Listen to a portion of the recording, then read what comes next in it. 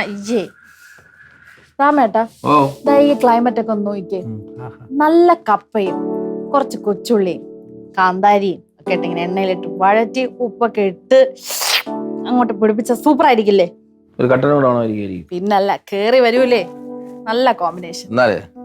എനിക്ക് നല്ല coffee with ക്രീമും ഒരു ജ്യൂസി ലൂസി ബർഗറും കഴിച്ച അമ്മച്ചി അയ്യേ, ഇതെന്ത് കോമ്പിനേഷൻ? മഴയും ബർഗറോ? കൊള്ളാം, നന്നായിരിക്കും.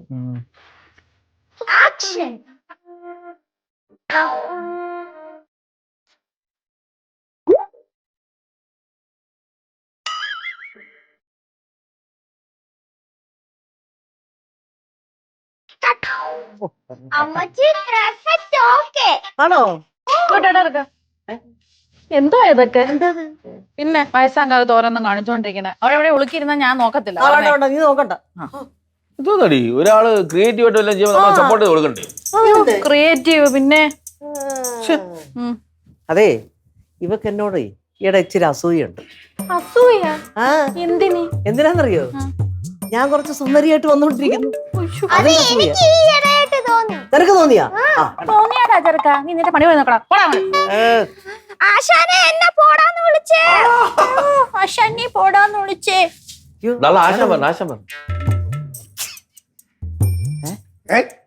ഇവിടെ ആര് എന്റെ സ്റ്റാഫിന് അപമര്യാദയായി പെരുമാറിയത്?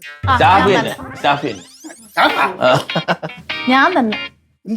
എന്തെന്നാ ആ ചെറുക്കൻ ചെറിയ വയല് വലിയ വർത്താനാണ് പറയണത്, അതാണോ ഒന്ന് കൊടുത്ത്. ആരെവിടെ സഹവാസം അങ്ങനെയല്ലേ വരൂ.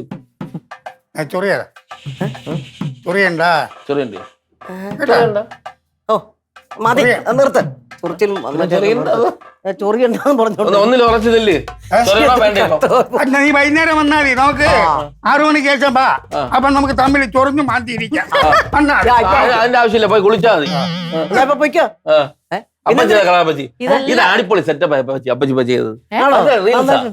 റീൽസ് അല്ലേ? അടിപൊളി. പിന്നെ ഞാൻ എന്താന്നറിയോ? ഞാനെന്ന് വെച്ചാൽ എന്റെ പേരെന്തോ ശ്രീലത, മനസ്സിലായോ?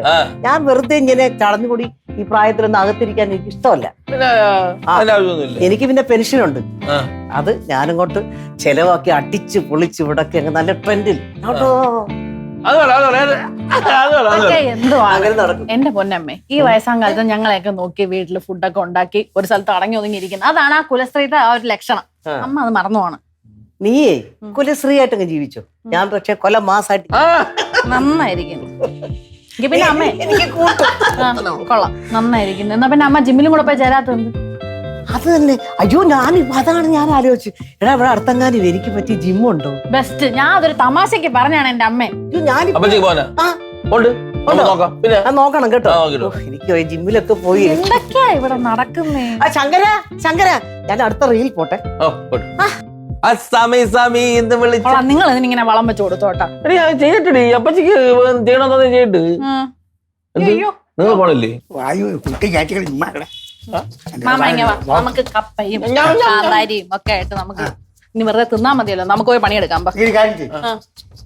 എല്ലാം പുഴുങ്ങി വെച്ചിട്ട് ഇവന്റെ വായിച്ചാട്ട് കുത്തി കയറ്റി അതിനാണ് ഇരിക്കുന്നത്. മാമ എന്നെ ഹെൽപ്പ് ചെയ്യാൻ വരുമോ? അകത്തോട്ട് പോന്നിട്ട് ചങ്കുവായി അങ്ങോട്ട് വാടാ, നീ വാ, കൂടെ വാടാ. ഈ ചെറുക്കിൽ ചെവിയും കട്ടു ചമ്മന്തി തെറിച്ച് അവള് പോയി. അങ്ങോട്ട് ഈ സ്പാനർ കൊണ്ടുപോയടാ. നമുക്ക് അവിടെ കൊണ്ട് വയ്ക്കണൊക്കെ വേണ്ട, കാറിനകത്ത് കയറി ഹാർനടുത്തോണ്ടിരിക്കല്ലേ. ഞാൻ ചെയ്യണ്ട, ഞാൻ കപ്പ കൊണ്ടുവരാൻ നിനക്ക്.